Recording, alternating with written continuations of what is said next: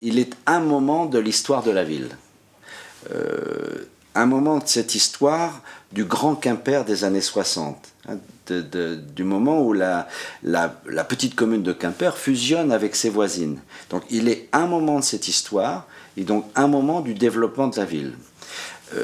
Il a été quartier modèle pendant longtemps, puisque les immeubles construits, il n'y en avait pas d'aussi haut dans Quimper, étaient des immeubles avec eau chaude, eau froide, avec des pièces séparées, avec beaucoup de lumière, et selon l'étage de l'appartement, des vues extraordinaires. Donc c'était un beau quartier. Donc c'est ça, sa place dans la ville. Le quartier qui a suivi, hein, c'est pas notre sujet, c'est le Braden. Le Braden a pris le relais finalement de ce que l'on appelait la ZUP de Kermoisan, avec un urbanisme totalement différent. Hein, maintien du bocage, maintien des talus, petites rues, mélange des immeubles, des petites maisons, etc. Ça, il faut l'avoir en tête, ça. Aujourd'hui, je dirais, et depuis quelques années, c'est un quartier qui est plein d'énergie. C'est un quartier bourré d'énergie, avec des habitants qui ont beaucoup de difficultés sociales, économiques, de chômage, de pouvoir d'achat, beaucoup de familles monoparentales, mais malgré cette situation qui n'est pas la plus facile à vivre, il n'empêche que c'est un quartier qui montre régulièrement qu'il a un potentiel d'énergie important. Et aujourd'hui, c'est un quartier qui abrite une population d'origine étrangère importante. Quimper n'a pas une population étrangère importante. C'est pour ça que je dis une population d'origine étrangère. Beaucoup, ce sont des citoyens français, venant du Maroc, venant de l'Algérie, venant de différents pays africains ou de l'Union européenne, hein, portugais ou autres. Hein. Mais c'est un lieu où ce monde-là, hein, ce petit monde, une sorte de monde en résumé, dans Quimper, c'est à certaines occasions se réunir, organiser telle ou telle manifestation, s'ouvrir aux autres. Et donc, si vous voulez, je le résume comme ça, un moment de l'histoire de la ville et un quartier avec ses difficultés, mais bourré d'énergie, bourré de potentiel, très souriant finalement. Quand vous allez dans ce quartier et que vous vous promenez ou vous répondez à leurs invitations, vous voyez bien, c'est un quartier qui ne demande qu'à vivre. Il a ça en lui, quoi. Il souffre, il a souvent souffert de la stigmatisation dont il était l'objet. Puisque, bon, il y a beaucoup de logements sociaux encore, il y en a moins qu'il y en a eu, mais il en reste beaucoup. Et j'ai vécu ça moi-même. Monsieur le maire, quand on venait me voir, je voudrais un logement social, mais où vous le voulez? Partout, sauf à Kermoisan. Combien de fois je n'ai pas entendu ça? Et je le regrettais, j'essayais à chaque fois de contrer cet argument. Et ce qui me fait dire que, là je vous parle du quartier d'aujourd'hui ou du quartier du passé, que c'est un quartier d'avenir dans la ville. C'est un quartier d'avenir. Vous voyez bien qu'elle a couvert plusieurs équipes municipales, hein, puisque ce sont des dossiers de long terme. Ce sont des dossiers structurels et non pas de conjoncture, et ce sont des dossiers de long terme. Il y a plusieurs raisons qui font que... D'abord, ce quartier, ses logements et ses équipements ont rapidement vieilli, quoi. Et oui, qu'il s'agisse des logements sociaux eux-mêmes, hein, je ne parle pas des logements privés parce qu'il y en a, des copropriétés privées, ils ont vieilli. Ils ont vieilli, défaut d'acoustique, défaut d'isolation thermique, et dans les appartements, présence de plus en plus nombreuse d'appareils bruyants. Vous savez, quand ça a été construit, il n'y avait pas la machine à laver le linge, il n'y avait pas la machine à laver la vaisselle, il n'y avait pas la machine à sécher le linge, alors tout le monde n'a pas ça. Mais il n'y avait pas les appareils hi-fi et tout, c'était beaucoup plus discret finalement. Il n'y avait pas la télé, il n'y avait pas la radio, mais enfin c'est plus discret. Et donc la question de l'isolation acoustique, c'est pas posée. La question de l'isolation thermique non plus, puisque nous étions dans l'abondance énergétique. Hein, le pétrole pas cher, on pouvait ouvrir ses fenêtres et laisser son chauffage allumé. Ça s'est fait, ça, dans les bâtiments privés et publics, de la même façon.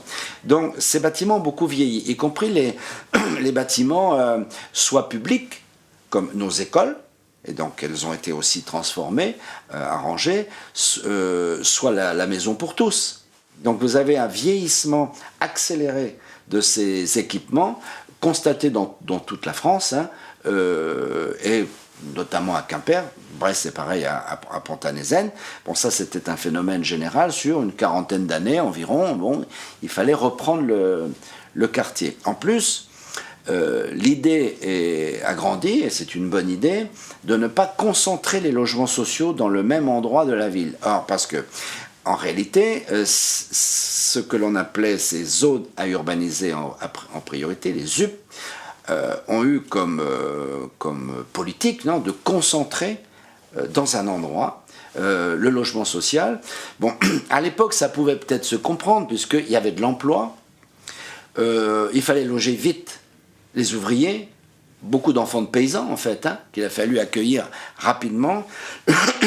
Et puis le chômage est tombé sur nous tous, et notamment sur ces populations, et la concentration au même endroit des logements sociaux n'est pas apparu comme étant un horizon à poursuivre. Donc il fallait au contraire mélanger les statuts, les personnes, etc. Tout ça a amené, c'était à l'époque Jean-Louis Borloo, à lancer son grand programme qu'on appelle ANRU, l'Agence nationale de rénovation urbaine ou de renouvellement urbain, et Quimper s'est positionné.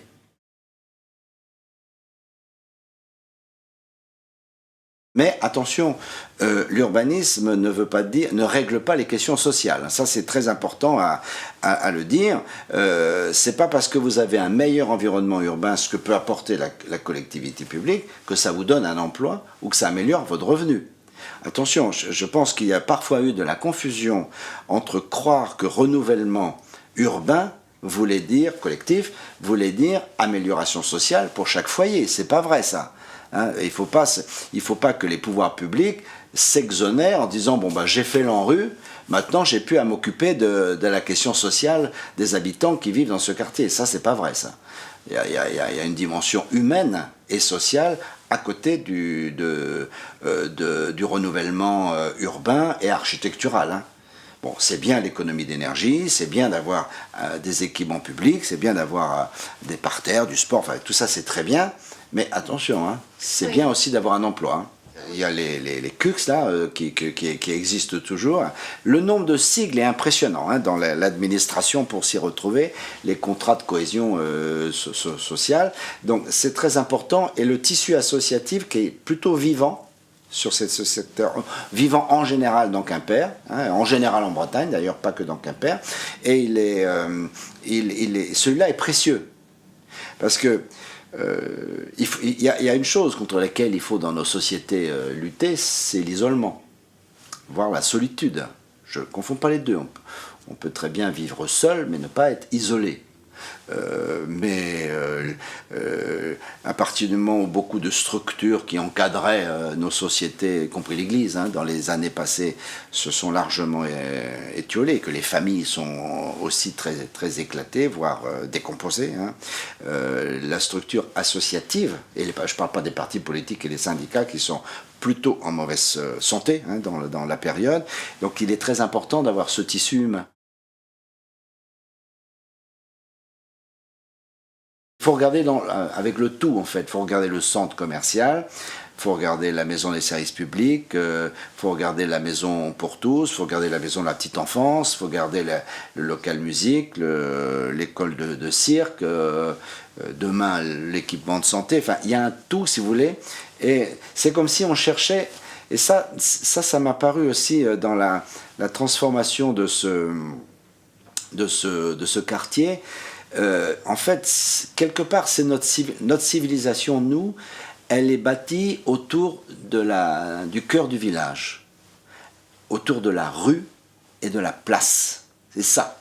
Et ça, c'est européen, ça. Ces grands quartiers ont été faits à l'encontre de ça, évidemment. un peu à l'américaine, si vous voulez. Et on voit bien qu'on n'est pas allé. Alors là, on cherche, avec la situation qui est, parce qu'on ne part pas de zéro, quelque part à rassembler quelque chose. À rassembler quelque chose. Et donc, on cherche à reconstituer un centre, en fait, dans ce quartier. Hein, qui n'a pas été... Alors je ne sais pas si c'est réussi ou pas. De toute façon, il n'y a pas de miracle. Hein, on ne peut pas tout abattre et tout recommencer. Quoi. Et donc le centre commercial, il a son rôle. Quoi. Et je pense d'ailleurs que quand tout ça sera fait, on viendra... il n'y aura pas que les habitants du quartier à fréquenter ce centre commercial. Ça, c'est mon pronostic à moi, de tout temps. Je leur ai déjà dit dans mes interventions publiques là-bas, vous êtes un quartier, vous allez devenir un centre. Ne vous vivez pas seulement en quartier de Quimper. Vivez-vous en un des centres de Quimper.